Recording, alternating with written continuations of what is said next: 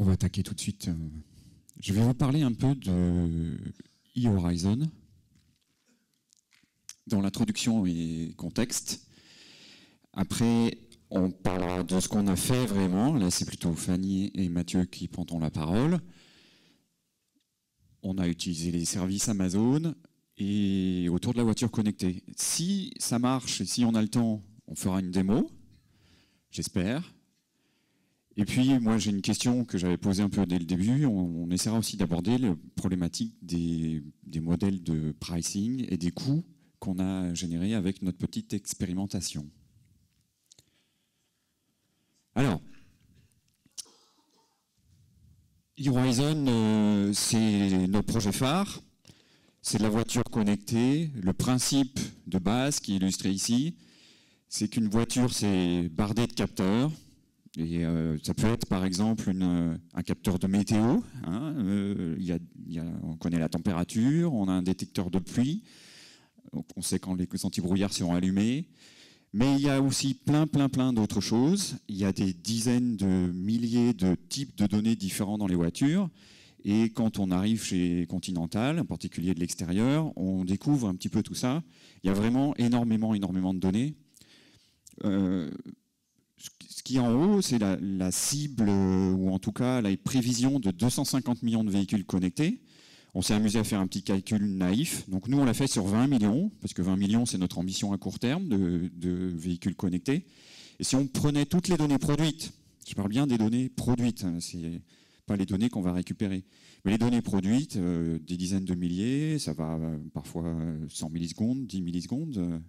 Si c'est à chaque fois que vous calculez dans un injecteur, ou en tout cas dans un boîtier de contrôle moteur, quelle quantité d'essence vous allez injecter à chaque fois qu'il y a une explosion dans le cylindre. Ça fait beaucoup, ça va vite.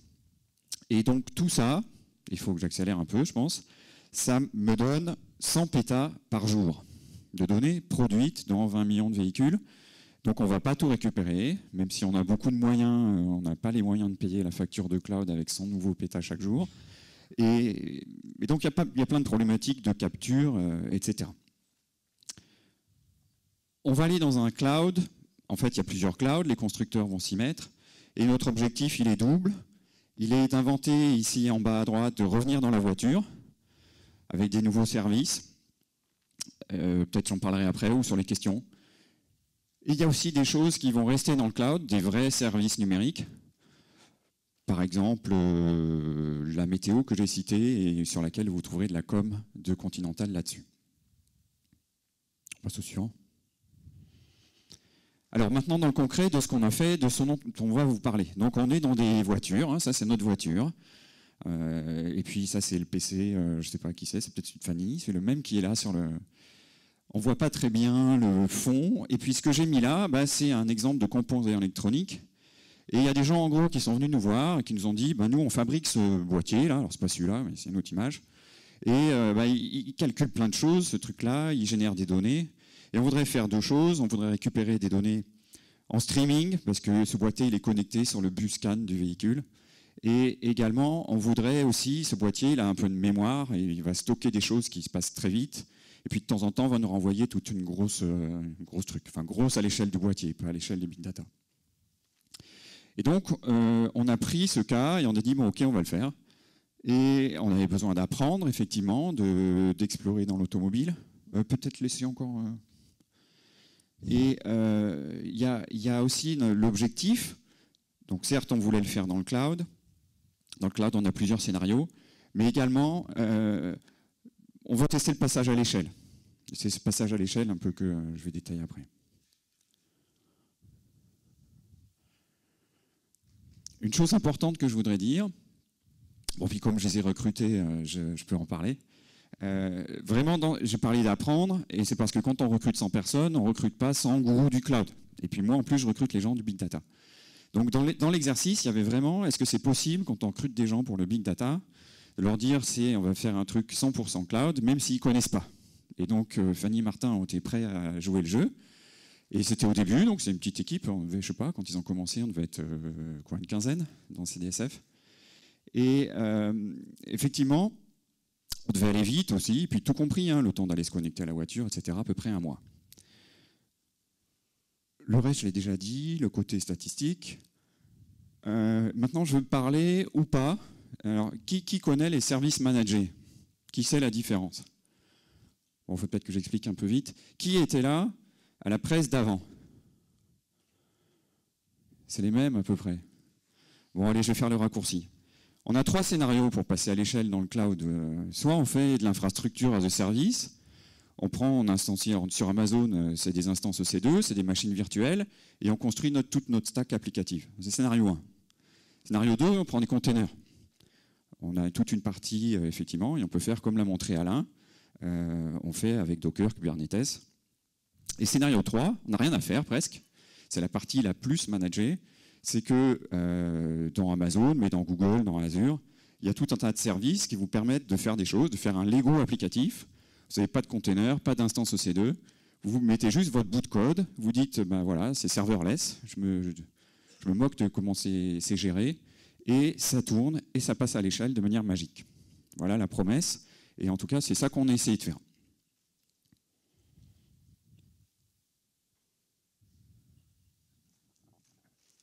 Et je vais passer la parole à Fanny. Oui, je vais enchaîner du coup sur la solution qu'on a mise en place avec Mathieu pour répondre au problème qui a été présenté par Olivier. Donc le but, voilà. Donc là on a un schéma qui représente l'architecture globale assez haut niveau qu'on a mise en place. Le but c'était donc on a voulu centraliser toute la logique. Donc ça c'est la brique de data consolidation. Bien sûr, la première brique, c'est de récupérer les données qui proviennent du véhicule et de les envoyer vers le cloud. Donc la connexion véhicule to cloud. Et ensuite, entre les deux, on a juste une brique de fast access, donc qui permet de faire passe-plat et de transmettre la donnée en fait vers les blocs suivants. Une autre contrainte qu'on a voulu, c'est de sauvegarder les raw data, donc données brutes. C'est donc le storage, permanent storage, la brique en haut. Et bien sûr, donc, une brique de storage pour, une fois que la donnée a été transformée, la sauvegarder et la visualiser. En plus de tout ça, on a voulu centraliser tous les logs pour la solution mise en place. Et tout ça, donc, de manière entièrement managée, donc en utilisant les services managés Amazon présentés, donc introduits par Olivier. Donc, je ne vais pas rentrer dans les détails tout de suite. Ici, vous pouvez voir donc, les services AWS utilisés et à quel niveau. On va revenir dans la suite de la présentation en détail sur chacun d'entre eux et ce qu'on en a appris et notre retour d'expérience en fait sur la solution qu'on a mise en place. Je vais laisser la main à Mathieu pour commencer. Ok, donc nous on va vraiment rentrer dans le vif du sujet et on va commencer dans l'ordre par IoT. Donc AWS IoT, c'est la brique de service manager d'AWS qui nous permet de connecter le véhicule avec le cloud. Qu'est-ce que c'est? C'est un broker MQTT. Pour ceux qui ne savent pas ce que c'est que le MQTT, c'est le protocole qui sera très probablement utilisé pour tous les IoT. Ça permet de faire des tout petits messages et c'est très léger, c'est beaucoup plus compact que le HTTP. Ça gère l'authentification avec les certificats. Ça nous permet de faire plein de choses, mais c'est vraiment, il faut le considérer comme le point d'entrée pour le cloud. Ça auto-scale, mais dans une certaine mesure. Pourquoi dans une certaine mesure? Parce que finalement, AWS, ce qu'ils vont vous vendre, c'est une capacité. Ils vont vous dire, ce que tu vas déployer, ça va pouvoir ingérer, par exemple, 5000 messages par seconde. Si tu dépasses ces 5000 messages par seconde, ils seront perdus. Donc il faut bien en être conscient qu'on est capable de faire des choses, mais il y a quand même une limite qui est hard, qui est fixée.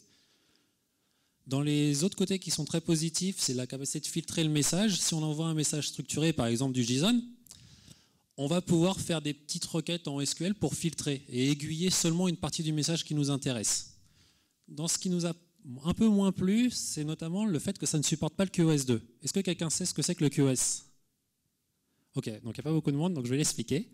C'est la qualité de service. Donc c'est tout bête. Si on a une QoS 0, ça veut dire je vais balancer un message, qu'il arrive pas, tant pis, réessaye pas. QoS 1, on va être un peu plus exigeant. On va dire je veux au moins que mon message soit reçu une fois. Peut-être que tu vas le recevoir 2 fois, mais au moins une. Et la QoS 2, c'est le meilleur mode, mais qui coûte le plus cher en temps et en check, c'est je veux exactement un message reçu. Donc qu'est-ce qu'on dit qu'on ne supporte pas QoS 2? On dit que soit on va perdre des messages, soit on va en recevoir des dupliqués. Et donc ce sera à la couche d'après de pouvoir gérer ça.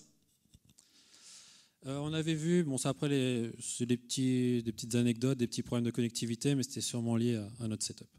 Alors on a fait un petit thread test pour voir un peu comment ça se comportait. On a multithreadé bien, on a essayé de pousser 500 000 messages. Et donc ça, pour illustrer la QoS, il y en a environ 5000 qui ont été perdus. Alors ensuite, le fil rouge un peu de notre présentation, ça va être de taguer avec des nains pour un peu donner notre sentier vraiment petit côté amusant. Donc là, pour nous, c'est un peu hatchoum. Donc c'est un petit peu les petites gaffes, on perd des messages, on en envoie deux, des petites gaffes. On va passer à la brique suivante. Donc là, dans notre architecture, on a essayé de se dire, c'est vachement important de garder les raw data. Parce que les raw data, aujourd'hui, on a des use cases, on sait comment les transformer, on sait comment les projeter, mais peut-être que demain, on va penser à d'autres choses, on va imaginer d'autres choses. Donc on ne veut pas se fermer la porte et se dire « Ah bah, c'est dommage, cette information-là que le véhicule m'envoyait, je l'avais filtrée, maintenant je ne l'ai plus. » Donc pour envoyer les raw data, en sortie d'IoT, on met ce qu'on appelle Kinesis Stream, qui est, si on veut le résumer, c'est pour faire du streaming en temps réel. C'est le service manager de AWS pour ça. L'idée, c'est de pouvoir offrir du storage qui sera temporaire, donc pas permanent, mais par contre un accès très rapide. Donc comment ça se passe? Alors, s'il y en a qui sont familiers avec Kafka, ça va être plus facile. Pour les autres, je vais essayer d'expliquer. Donc on a des producteurs qui poussent de l'information dans des topics. Les topics, ça va nous permettre un peu d'organiser en grand niveau, en catégorie, la data qui arrive. Mais ça ne nous garantit pas du scaling. Pour scaler, ça va être les shards. Quand un producteur push, il peut choisir dans quel shard il push. Chaque shard a une certaine capacité d'ingestion et de restitution. Et donc plus on met de shards, plus on va partitionner l'information et plus on sera capable de la lire en parallèle de l'autre côté. Parce que ce que je n'ai pas dit, c'est qu'il peut y avoir qu'un seul consumer qui est associé à un même groupe qui va consommer sur un shard.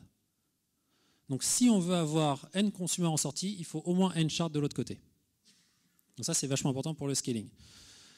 Donc ça auto-scale pas vraiment parce que finalement le nombre de shards on va le déclarer de manière statique. On va dire à AWS dans la configuration quand on va créer notre Kinesis Stream, je veux tant de shards. Donc c'est une sorte de scaling statique. Et là bon, il y a des chiffres pour voir un peu combien ça s'est supporté. Derrière, on va avoir une lambda. Donc une lambda, si on devait le résumer en un mot, c'est du code et serverless. Donc c'est-à-dire on n'a pas envie de s'embêter à savoir sur quoi ça va tourner. Est-ce que ma machine est toujours vivante? Comment je la relance? Enfin, un peu tout ce qu'on nous avait présenté juste avant, pour ceux qui étaient là. On a juste envie de faire du code. Et après, de laisser Amazon gérer le reste. Donc là, l'idée, c'est que dès qu'il va y avoir un événement qui va être pushé dans mon Kinesis Stream, ça va me déclencher une lambda. Une lambda qui va juste écrire dans S3. S3, c'est le service managé de stockage pour stocker les données sur Amazon. C'est très puissant, S3. Ils ont défini 3 niveaux de stockage qui sont en fait 3 différents niveaux de granularité. Soit on a un accès très rapide à la donnée et très peu cher, par contre on va payer un peu plus cher au coût de stockage, soit on a le pendant l'extrême qui est on paye très peu cher au coût de stockage, ça s'appelle glacier, mais par contre si on va accéder une fois à la donnée, là on va un peu payer plus cher.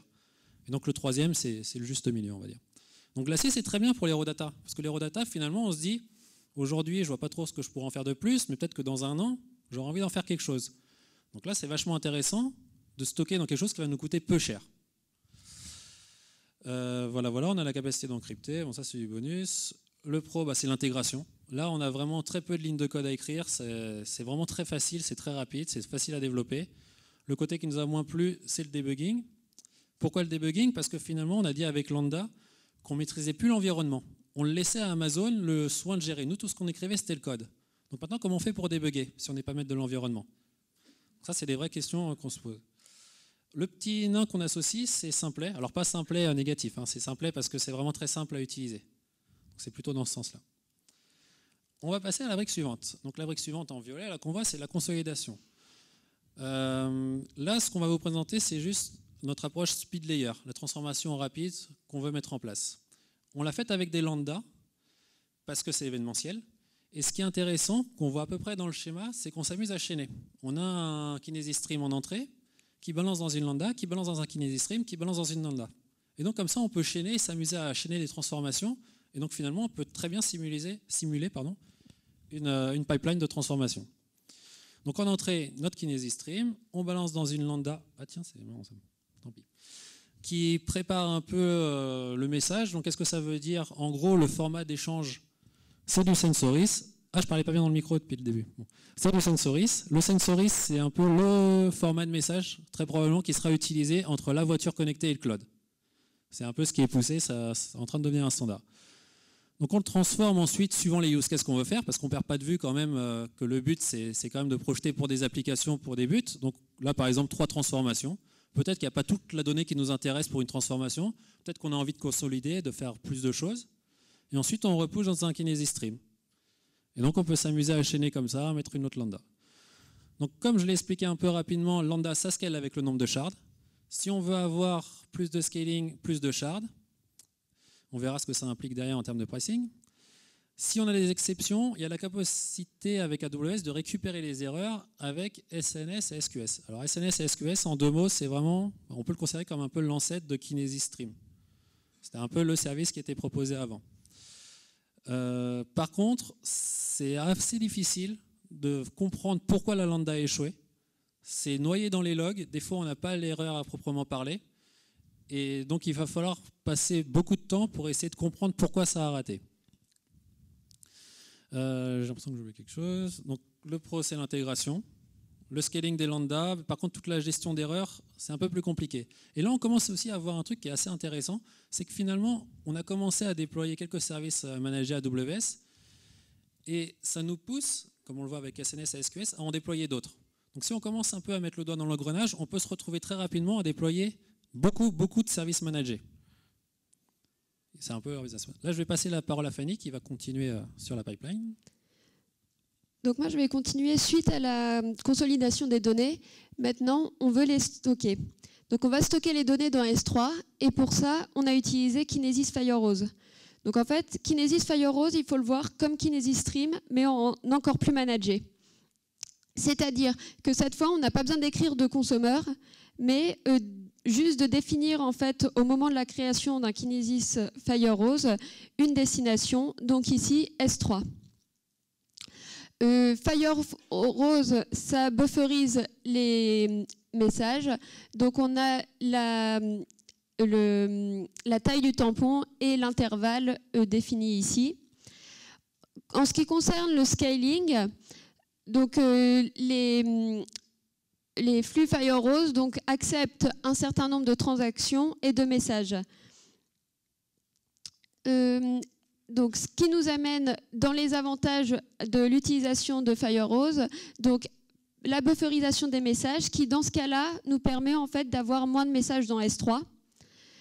Après, on peut, ça auto-scale dans la limite donc des mesures donc présentées avant. Et à savoir également en fait en ce qui concerne le scaling, donc il y a possibilité d'augmenter ces limites, mais voilà, à prendre avec précaution parce que dans une certaine mesure, donc si on augmente trop les limites par rapport au trafic qu'on a, on peut entraîner du micro-batching.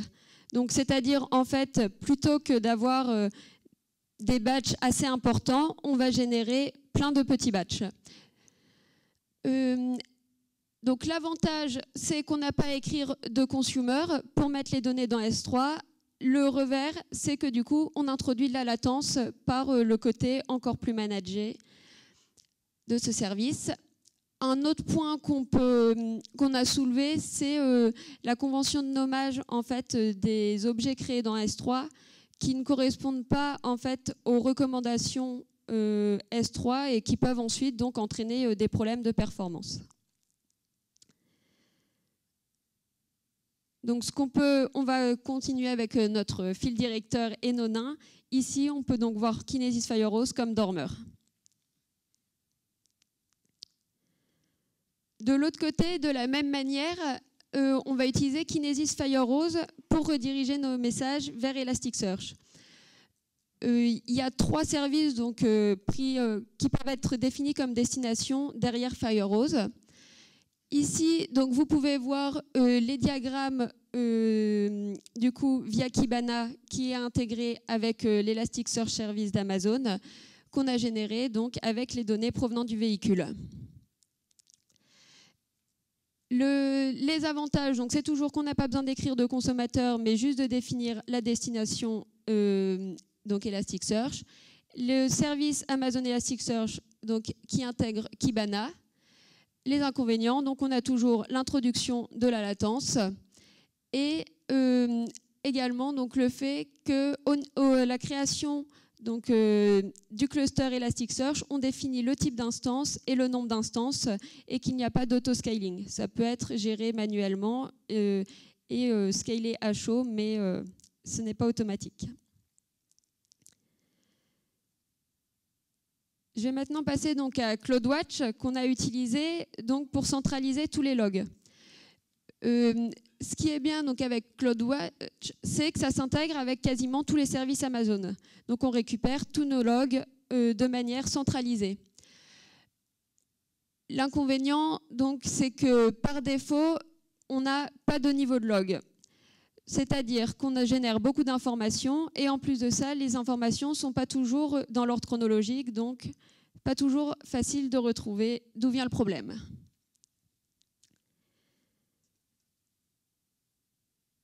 Oui, je vais revenir sur une petite anecdote rencontrée par un de nos collègues. Donc CloudWatch permet aussi, en fait, en plus des logs, de créer un système d'alarme, c'est-à-dire que ça va en fait surveiller certaines métriques et en fonction de certaines valeurs, seuil dépassé ou autres, ça va faire certaines actions.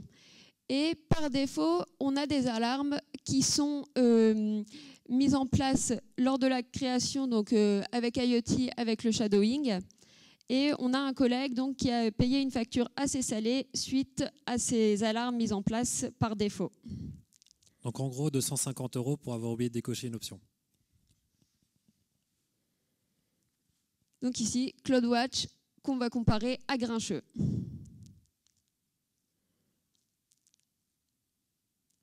Un autre point qu'on a voulu donc, avec notre solution mise en place, c'est le fait de pouvoir déployer automatiquement tous ces services. Donc pour ça, on a utilisé CloudFormation. CloudFormation, donc en 2 mots, ça permet de créer et de gérer facilement tous nos services AWS. On a donc, là, on retrouve le schéma global de l'architecture qu'on a mis en place et on l'a divisé en 2 parties. Ce qu'on a le côté plutôt statique et un côté plutôt on-demand, avec notamment la partie Elasticsearch. Elasticsearch donc étant facturé à l'heure, on a voulu avoir la possibilité de le déployer à la demande. On reviendra après dans le modèle de pricing sur les différents coûts. Donc, CloudFormation, en fait, c'est juste un template JSON qui définit toutes les ressources à créer et après, Amazon se charge de déployer les différents services. Donc le point négatif par rapport à ça, c'est la complexité d'écrire ce JSON. Après, il y a de nombreux outils qui facilitent cette écriture. Donc par exemple, moi j'ai utilisé Troposphere, donc une librairie Python qui permet de générer ce template. Il y a également Terraform qui lui est indépendant du service du fournisseur de cloud qui permet également de générer le template. Par rapport à CloudFormation, donc ici on va comparer donc donc CloudFormation, voilà, avec Troposphere, ça représente 1000 lignes de code pour générer l'architecture qu'on a présentée. À côté de ça, pour les différentes lambdas, ce qui représente vraiment la tuyauterie, c'est 200 lignes. Et après, vraiment, le code côté métier, c'est 1300 lignes. Donc, on voit ici que voilà, tout ce qui est management des ressources, voilà, ça représente une part assez importante. Il y a un petit exemple de code avec Troposphere, je ne sais pas si vous voyez bien. Mais globalement, ici, c'est juste une lambda avec les politiques associées et les différents éléments dont elle a besoin. Je pense qu'on a le temps de passer à la démo. Donc je vais vous faire une petite démo. La démo, c'est bien, hein ? Juste, j'en profite pour dire, pendant que Fanny elle se met en place, il y a aussi Terraform. Il n'y a pas que Troposphère. Et l'avantage de Terraform, c'est que ça permet de ne pas se lier à AWS. On déclare ses ressources et c'est censé après pouvoir se déployer sur AWS, sur Azure ou sur d'autres cloud providers. Donc c'est assez intéressant si on veut pas forcément se lier avec AWS. Bon. Ça va pas être très pratique, on va faire au mieux. Donc ici, voilà, on a... c'est le CloudFormation qui nous a permis de générer donc, toute l'architecture qu'on a présentée précédemment. Donc on voit ici tous les éléments qui ont été créés. Ce qu'on va présenter dans cette démo, donc on ne va pas passer par CloudFormation pour modifier l'architecture, mais on va vous montrer en fait la facilité d'utilisation à travers et la création de services au travers de la console Amazon. Donc, ce qu'on va faire ici, c'est créer donc, un bucket dans S3 pour pouvoir stocker en fait, une donnée qui représente, en fait, qui est un fichier avec la taille du message qui a été envoyé par IoT. Donc, on va commencer par créer un bucket dans S3.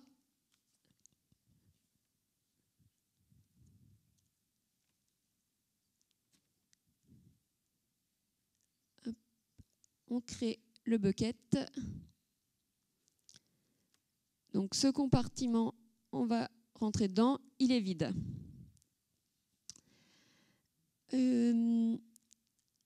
Alors ensuite, on va créer la lambda. Hop, si j'arrive. Donc IoT push dans Kinesis Stream, et là on va mettre une lambda qui va consommer le flux Kinesis Stream pour écrire le message, il a été envoyé à telle heure et il fait quelle taille dans le bucket qu'on vient de créer.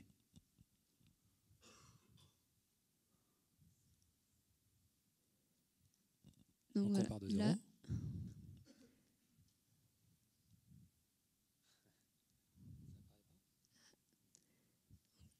Kinesis. On va prendre le flux Kinesis en entrée. Alors, ce qu'on veut récupérer, on veut partir du dernier message et on active le déclencheur.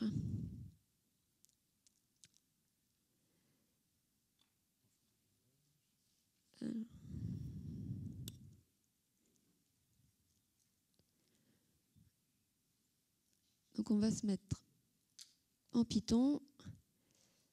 Et là, on va écrire la lambda. Donc là, j'ai préparé hop, le code.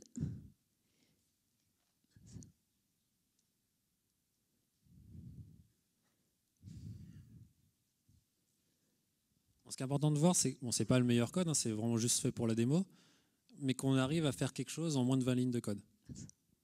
Et que c'est tout ce que ça nous demande. Tout le reste, c'est juste de la configuration. Donc ici, on voit dans le code donc notre bucket démo devfest. L'événement, donc ça correspond au flux Kinesis du coup, qui est en entrée et déclencheur de notre lambda. Et ici, on va écrire donc, dans lambda notre objet donc, qui correspond à ce qu'on récupère de notre message, à la taille de notre message en entrée.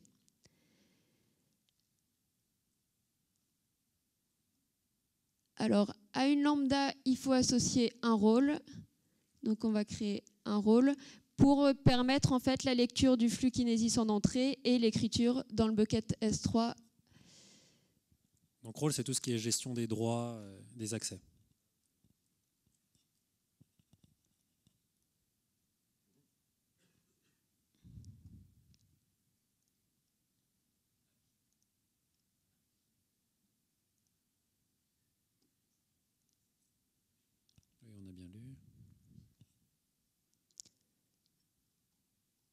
Donc voilà, on voit ici la possibilité donc, de lire notre stream et d'écrire dans notre bucket S3.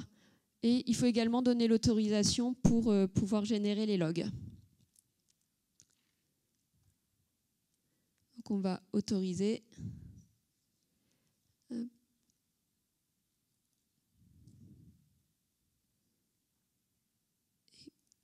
On crée notre lambda. Donc là, finalement, on a tout qui est en place. La seule chose qu'il nous montre, c'est des messages qui arrivent dans IoT. Et là, ce qui est bien avec AWS, c'est qu'il y a plein d'outils, notamment sur IoT, pour simuler l'envoi de messages en MQTT. Donc on va pouvoir, à partir de la console IoT, un peu simuler, faire comme un mock-up, quoi, et balancer des messages.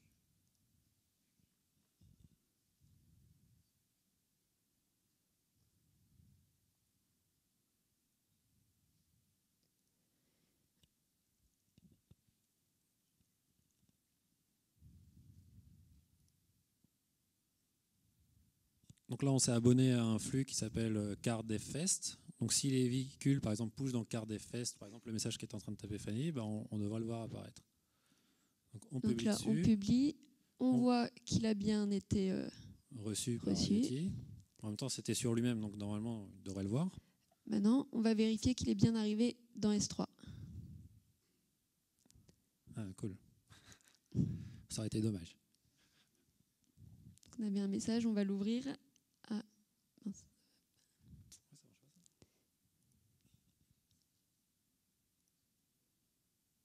Bon, il fallait bien un effet démo, de toute façon.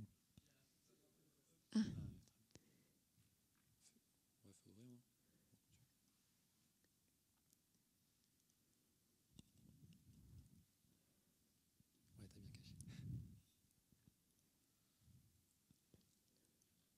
Hop, et c'est le message donc qu'on voulait avec la taille et la date. Donc c'est bien le message, voilà. Voilà pour la petite démo. On switch. Ouais.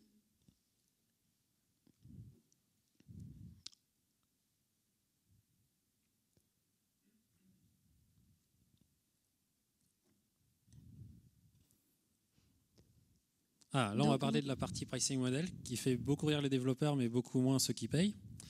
Alors, on va vous présenter un petit peu comment ça marche pour vous illustrer un peu la complexité de tous les pricing models sur AWS. Il faut voir que c'est limite un métier maintenant. Donc, IoT, comment ça marche, comment c'est facturé? On paye au message, sachant qu'un message, c'est au plus 512 octets. Si on envoie quelque chose de taille supérieure, ce sera splitté en 512 et on payera autant. On voit la facturation, bon, c'est 0,5 centimes par trans de 1000 messages. Bon, pourquoi pas. Lambda. Alors lambda, je ne vais pas me risquer à essayer de lire combien de zéros il y a après la virgule. On paye au temps d'exécution et à la mémoire qu'on a allouée. Donc voilà, par tranche de 100 millisecondes, 128, vous pouvez lire. S3. Alors S3, il y a 3 modèles de pricing. On paye au volume qu'on va stocker. Et ça, on paye par mois. Donc ça se cumule. Si on push 20 gigas le premier mois, 10 gigas le deuxième mois, on payera 30. On paye à la requête.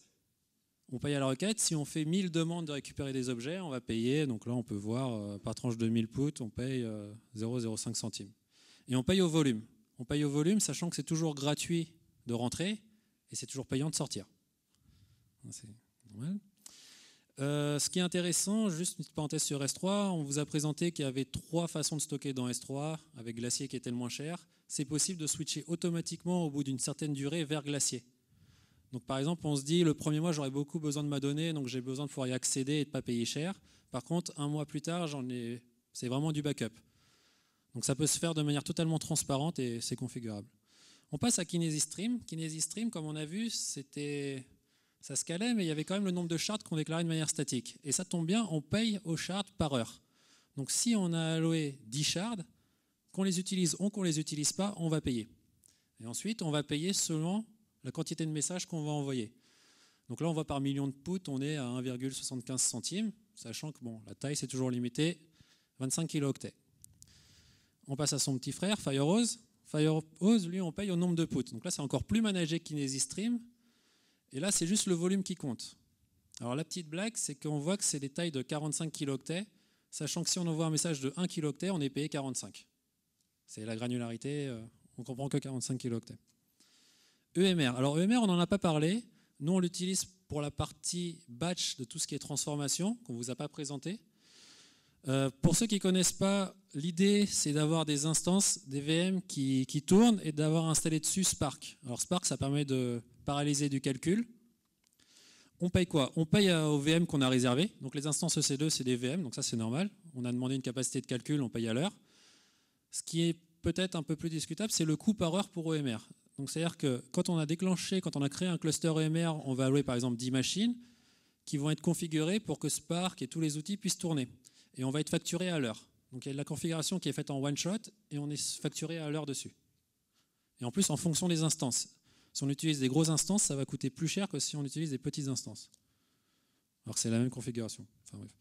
Elasticsearch Service, on est payé à l'heure. Et si on a utilisé EBS, qui est la capacité de garder un volume, donc un disque, un stockage sur Amazon et de le montrer sur différentes VM, on paye évidemment. Donc ça permet par exemple de garder son index, ce genre de choses. Ensuite, CloudWatch. CloudWatch, les logs, les alarmes, tout ça. On paye au giga qui est ingéré. Donc si on push beaucoup, on paye beaucoup.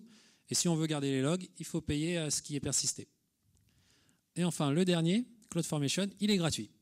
Mais bon, ça, c'est moins étonnant puisque ça permet de déployer tout le reste. Alors, maintenant, on va passer au slide de la projection en 2020. Donc, il y a beaucoup de littérature. On voit beaucoup de 250 millions de véhicules. On était un tout petit peu plus modeste. On a dit 200 millions de véhicules.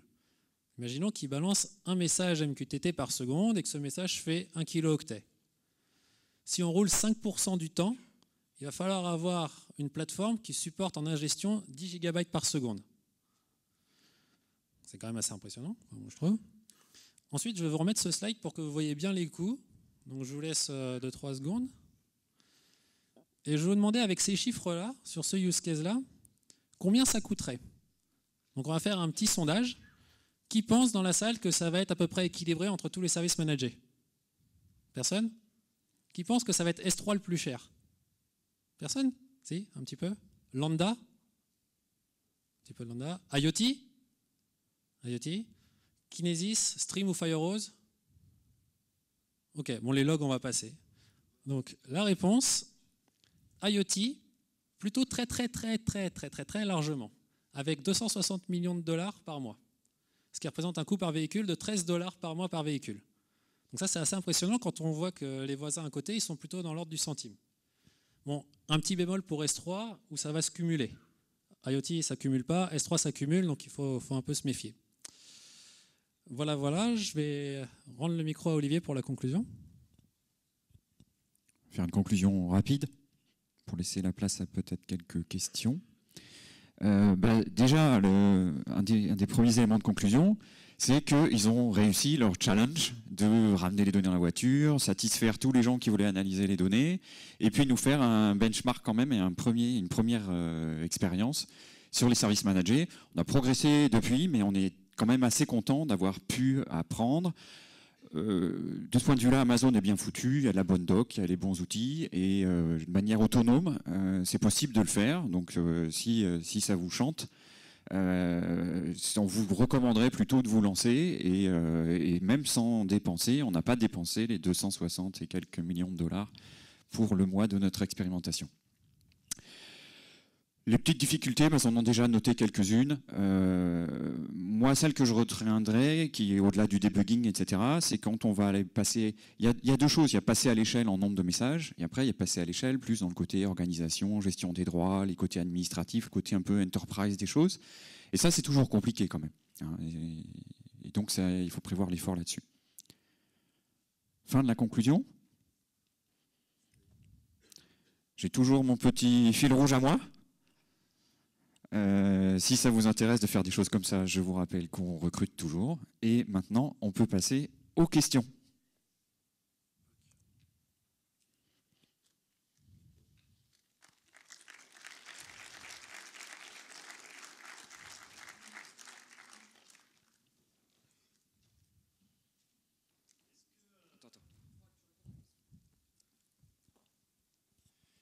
Est-ce que sur CloudFormation, on peut faire des architectures un peu hybrides où on met, par exemple, une partie qui serait super plus chère que les autres avec quelque chose un ensemble de VM qui hébergerait un service à part de CloudFormation, mais toujours sur Amazon, pour mêler un peu et optimiser les coûts, mêler un peu les services et optimiser les coûts.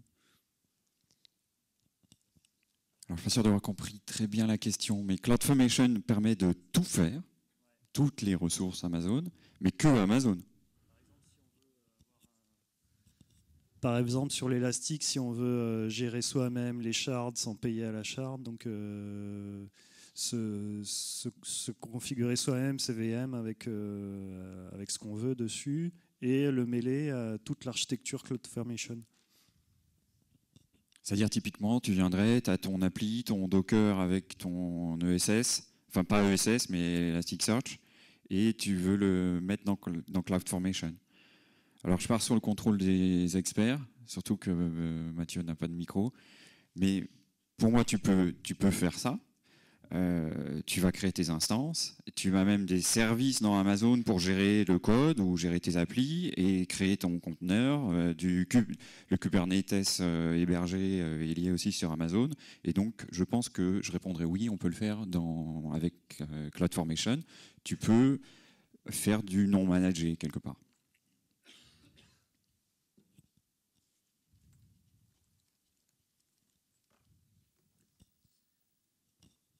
Oui, alors à un moment, tu as parlé de Terraform et je voulais savoir si vous aviez estimé le coût en fait, du vendor lock-in, si vous aviez à réimplémenter ça chez un autre provider.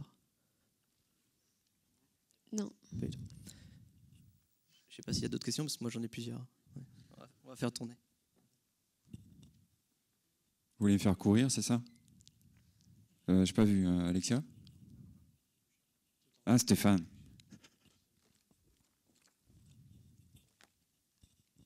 La question, c'est concernant le cloud provider, pourquoi le choix d'Amazon? Et est-ce qu'il n'y a pas un risque de vendor locking dans 2, 3, 4 ans? On parlait de Kafka tout à l'heure, donc là vous êtes sur les services managés. Est-ce que vous avez balancé ce risque-là? Alors le choix, c'est pas nous qui l'avons fait. On est arrivé, donc nous, quand on a créé la structure, il y avait déjà un contrat corporate entre le grand Conti en Allemagne et le grand Amazon. Et donc on a utilisé parce que c'était facile. Enfin facile, on a mis un peu de temps, mais en tout cas c'était le plus facile pour nous pour trouver un cloud. Parce que ce qui est clair, c'est que notre infrastructure, on la veut 100% cloud. On a des plans avec d'autres providers, et notamment en Chine, parce qu'il y a 100 millions de voitures qui sont vendues à peu près cette année, et cette année il y aura un tiers en Chine. Donc il y a beaucoup de marchés chinois, et donc il faut qu'on travaille avec les clouds chinois.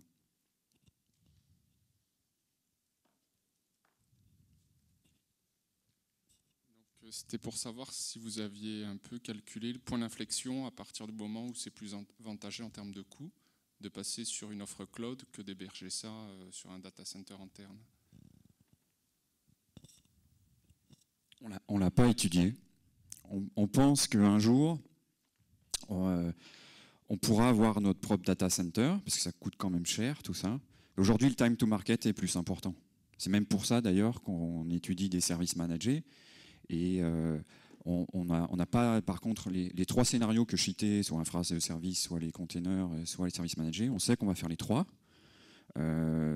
Et du coup, on laisse un peu la porte ouverte comme ça.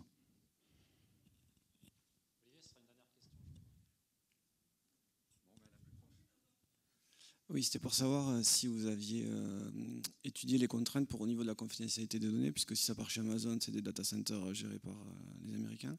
Et donc au niveau d'anonymiser, de confidentialité, enfin, toutes ces questions-là.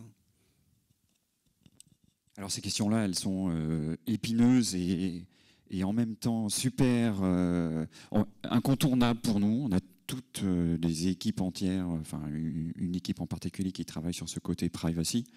La GDPR arrive en mai 2018.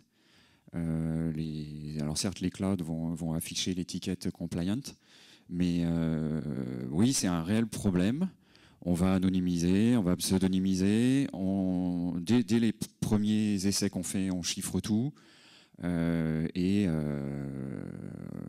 C'est notre definition of done, elle intègre ça en fait. Ça fait partie de nous. Bon, je crois que c'est la fin. Ben, merci encore. Et puis, si vous avez d'autres questions.